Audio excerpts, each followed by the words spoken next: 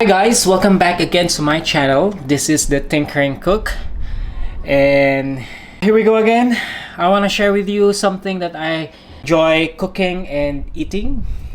But before that, today is Wednesday and it's a bit cold here. Yesterday it was raining, and it's just nice to chill a bit and enjoy as always, my ginger ale whiskey. Because why not? The dish that I'm going to make today is a fried rice, but I call it a pork chow fan. So it's a mixture of rice, pork, vegetables, and the usual ingredients for the fried rice. What we're needing actually is day-old rice. This I cooked last night and I loosened it up already. See? And then we'll be needing, since a pork chow fan, we need a minced pork. And then we'll be needing also vegetables. I opt to have the green peas and the carrots. It's frozen, so it's easier, no need for me to prepare and everything. And I have his, of course, the usual ingredients that I love in a fried rice: garlic and onion. And I'm going to have also chili powder and onion powder. And I'm gonna have this is a shrimp paste. It will give a different flavor for our chow fan. And we have spring onions for garnish.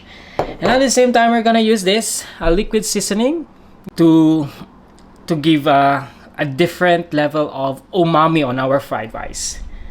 And then I don't have here any additional salt because the shrimp paste is salty and also the liquid seasoning is a bit salty. It's up to you if you do this recipe, and if you think that the saltiness of the fried rice or the chow fan is not enough, then you can add the salt in it. Let's start. Now we need a pan or a wok, but I don't have. This is a convection cooker, so it's preferably mas maganda if we're gonna use normal stove with fire. Let me just put this. I'm sorry. I'm just gonna make this just gonna put it there. See? Wait. So let's start cooking. So put a little bit of oil. And I'm gonna put first my minced pork. There's a reason why I need to put my minced pork first, because I want to cook it properly. Cook your minced pork.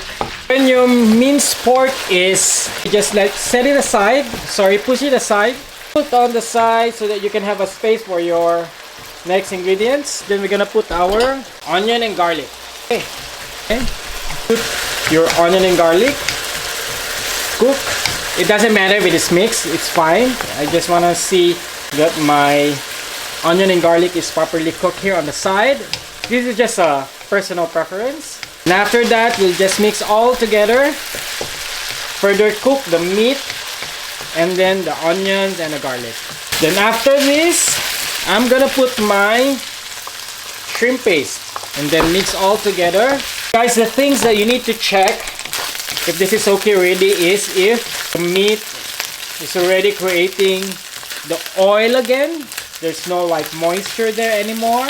Liquid there is just basically oil, and that's the time you can put your vegetables. Then just after you put your vegetables, don't mix yet, you need to put your rice. Like that. Then after that, you need to put your powder and onion powder on top. Fine. And then you need to mix. Look at that. Mix properly.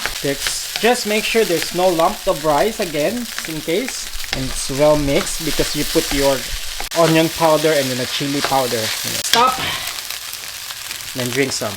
I can smell the aroma already of the shrimp paste.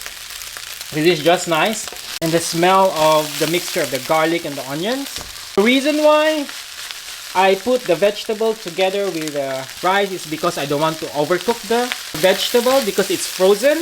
If it's a fresh vegetable, then you can cook it first together with the meat. But since it's a frozen, it's usually very delicate after you thaw them. That's why I put them together. Just keep mixing.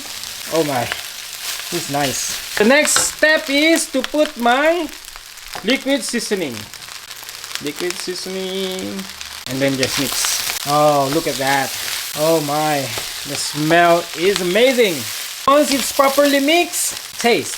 The thing you want to check here is your vegetables are fine. Is the saltiness for me it's okay, but just in case, since I didn't include salt in the ingredients, just in case the saltiness is not enough for you, then you can put some because the shrimp paste is salty enough. And that's it. Off. And then you need to put your garnish. There you go, guys. Our pork chow fan. Nice. Amazing. So let me just let you check it. That's pork chow fan. What I like about this dish, the pork chow fan, is among all the fried rice, you can just eat this together with a sunny side up egg, and it's a meal on its own already. This one I usually love this, you know, eat like this already. This is a meal for me already because there's some meat inside, there's vegetables inside, and yeah, if you want to add another thing on this, you may probably add just what I said is the sunny side up egg.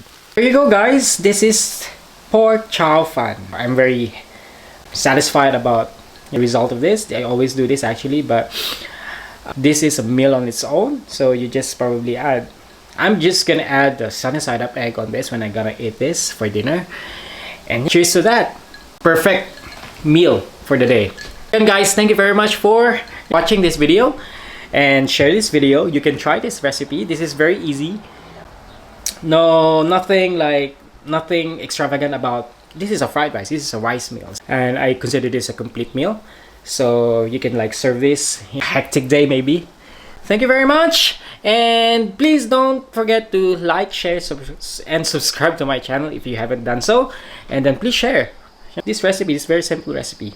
And again, guys, see you on my next video. Thank you.